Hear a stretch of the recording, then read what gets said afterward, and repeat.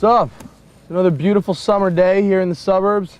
Had to get out of the city, so I thought I'd take the time to show you guys my favorite place in the world to hang out. Welcome to Grand Prix, New York.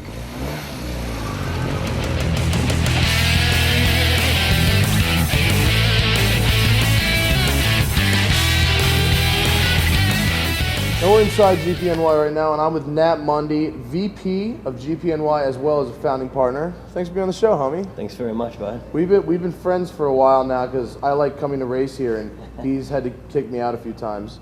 So tell all the viewers at home why GPNY is pretty much the best karting facility anywhere.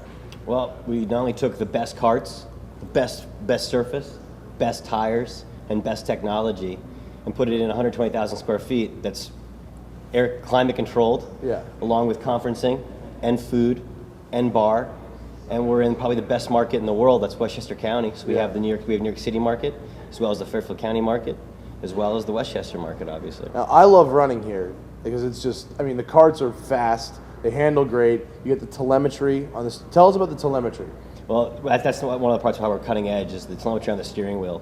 Full RPM, seconds from the leader, lap time, all on the wheel, as opposed to having to pass by a monitor 40 miles an hour and hope you catch yourself. Yeah, for the first week when you were open before those, I had no idea where I was. It's like so much easier now. Oh, now you can see and you can go the next lap and see exactly what you did different and make that up there, and you can find seconds where you couldn't find them before. Yeah. Now, is the track like modeled after any specific like real life racing circuit or anything like that, or is it just? Yeah, we did. We named everything, and we have Lowe's hairpin, we have the corkscrew, we have Flaunt's Garden, as well as the carousel. So everything from our favorite tracks all around the world. How do the surfacing, like how does that affect the handling of the karts? Well, the blacktop gives you a little bit more grip, but it also gives you a little bit more slip. So where it's your scrubbing speed if you slide around this track, whereas on a polished concrete track, it's going to be a little bit faster, but you're going to slide out. But you're just going to slide everywhere. Exactly. Yeah. So we're going with the best compound, and the tires matched with the best surface, which is blacktop. That's what you race on in real life. Yeah. So this is the real thing. This is a real racing product. And then we matched it up with the carousel, which is our section of concrete actually on the turn here. Yeah, there's a varying section actually right behind us there. And believe it or not, the inside and outside lines are pretty equivalent. So really? It throws people in the next turn, and you have a real battle there. So it's a great place to pass, and a great place to, if you are a racer and you know how to transfer from surfaces, it's a great place to find those seconds. The other thing about this place that I like is like a lot of like race car drivers hang out here. We get them all. Yeah, I mean, when I come and I race against like the random fools that are here sometimes, like I'll just murder people, and then if I come and I'm with people who can actually drive, like I get my ass handed to me so bad. We get a lot of people that are not only gentleman racers but professionals coming on in, and you know them by their face and by their name when they register up at the desk. But it's all everything from rally to autocross to HSR or real car, real teams, back teams. Now, about the karts, I mean, I know they're fast, and I know they're SODI karts, and they have telemetry. But what else do you want to know? What else do we need to know about the karts? Fully adjusted, full adjustability. So both the seat as well as the pedals to center your weight. You can also add ballast to equalize for leagues. Now that's important because when you're talking a kart with 6.5 horsepower. 6.5 horsepower. Yep. I mean, I weigh 250 pounds. And there's guys that they're 120 pounds, and they're just going to eat me alive. On the uphill, you're going to lose. But at the end of the day, that's why we have the ballast. Yeah. We pick an equalized weight, and the whole fleet runs it when they're out there. There's no way to fully adjust to equalize weight perfectly. Obviously, but those 17-year-old kids that are talking smack that they can beat me, it's like, all right, man, let's see you now. That's exactly it, and that's why it's a real racing product here. And we do what they do but we're doing it at a smaller scale. We're going to check out the track in a minute, but for now, you're a car guy. I'm a car guy. You like different things that I like. I like supercars, and you like old junk. I like old junk. Yeah, there's nothing wrong with old junk. Yeah, that's what happens. It's got character. You got the lifted Range Rover County, right? Yeah. And the 912 and the old school stuff. But speaking of old school stuff, how do you feel about the G-Wagon? Well, Mercedes has been able to hold on to a frame design using coil suspension since like the 1986. It was before that. It was late 70s. Yeah, it was a military vehicle used by the German Air Force, and later became a Suzuki Sidekick. Right, exactly. For $160,000. And they've bagged the turbo diesel motor that they have in Europe, and they've put this 380 horsepower V8. They just added more power in it. I mean, of all the things about the car that could use some design improvements, I mean, the thing is a box. It's been a box, and it's apparently going to stay a box. Did it really need more power? It didn't need more power. I mean, the G55 or whatever that model I think it's was a rocket unbelievable ship. already. But that's sort of the pattern you're seeing. But with Mercedes, they've kept this old style. It's the Autobahn sled. That's what they just add power. That's what Exactly, they do. More exactly. power, more power. Watch the gas gauge drop. Oh my God! What the drag coefficient on that thing is like a 0.78. It's a brick with four wheels. But I mean, God bless them for getting it done and figuring out another way to sell it. And in this area, I mean, they're selling them. Well, Europa was selling them for 160 grand a piece. Yeah, before they were legal here. Before they were legal importing here, the them. gray market, and then Mercedes came in and offered it at 80. It's like, and now that company's done. And after a year, though, that $80,000 car is worth 40. Yeah. Oh, the depreciation. Like, It's forget wonderful. it. Actually, a used G-Wagon is not a bad pickup. It wouldn't be bad at all. And kind of the opposite end of that spectrum, we've got new technology. Now, I remember a sales pitch that was given to me when my father was looking at a 7 Series from a few years back, and they said, this car has more technology than the original space shuttle. Now, they're still using those space shuttles. Exactly. They've still got them. It's proven technology. One of them just brought a toilet to the space station, Right. okay? Yeah. Now, but on the other hand, iDrive, the 7 Series and all BMWs have progressed beyond the point of usefulness, in my opinion. Right. I mean, and now they're saying that iDrive is getting even more complicated. They're going to have screensavers and customizable stuff and driver-unique features. Do you want more from iDrive? I think it's a huge mistake on behalf of BMW. I think that the iDrive is what leads people to go to a competitor for that car because of the technology.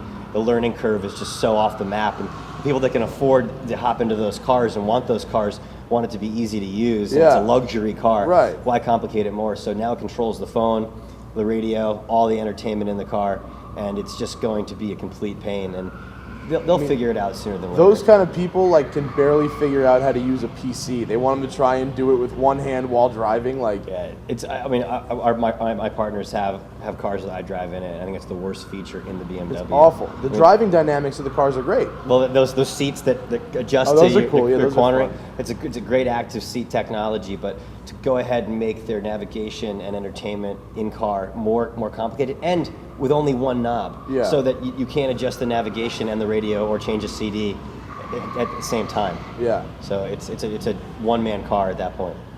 Now, coming up on Garage 419, we're going to talk about some spy shots taken by our own producer, JF, as well as a reason for Americans to escape to Mexico. Stick around.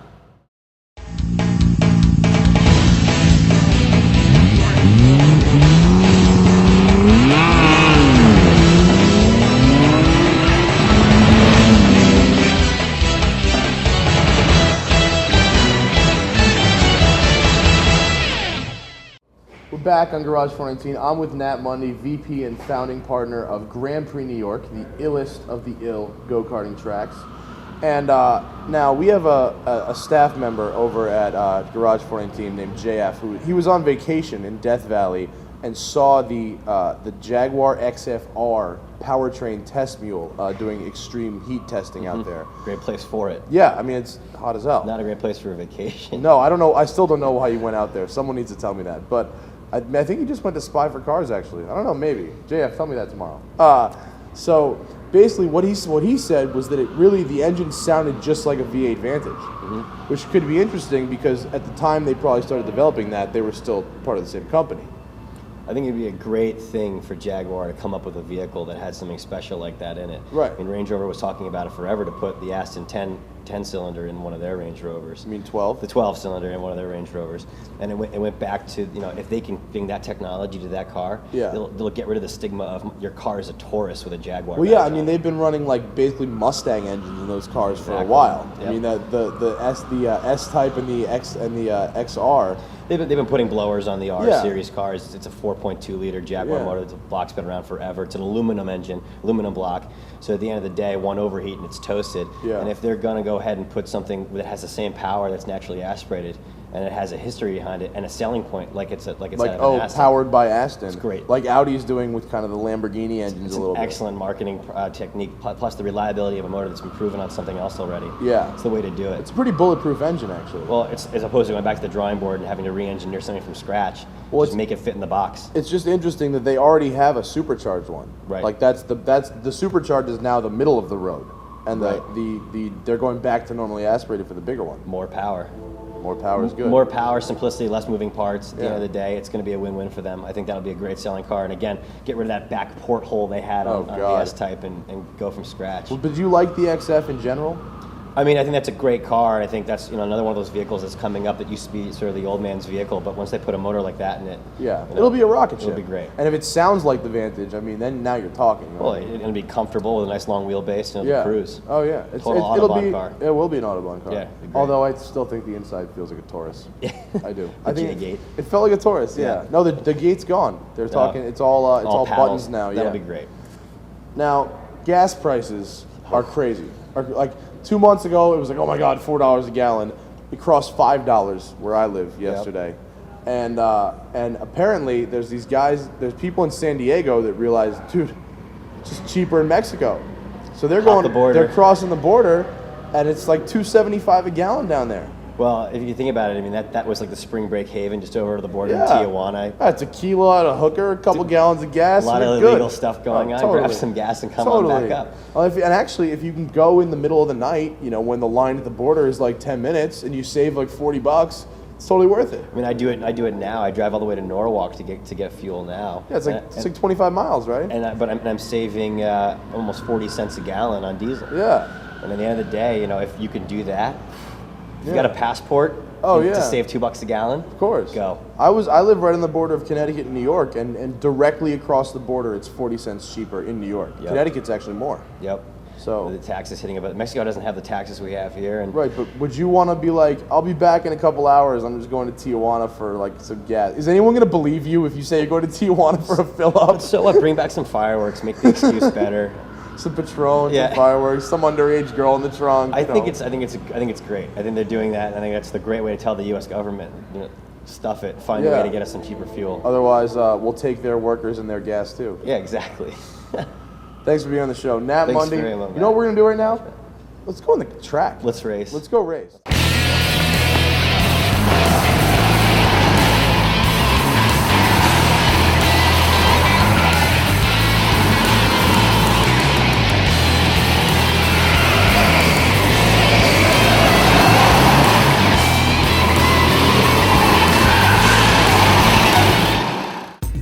On the next Garage 419.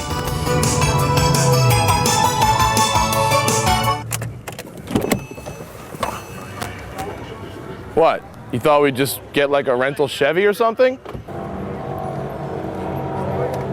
New episodes of Garage 419 Tuesday and Thursday.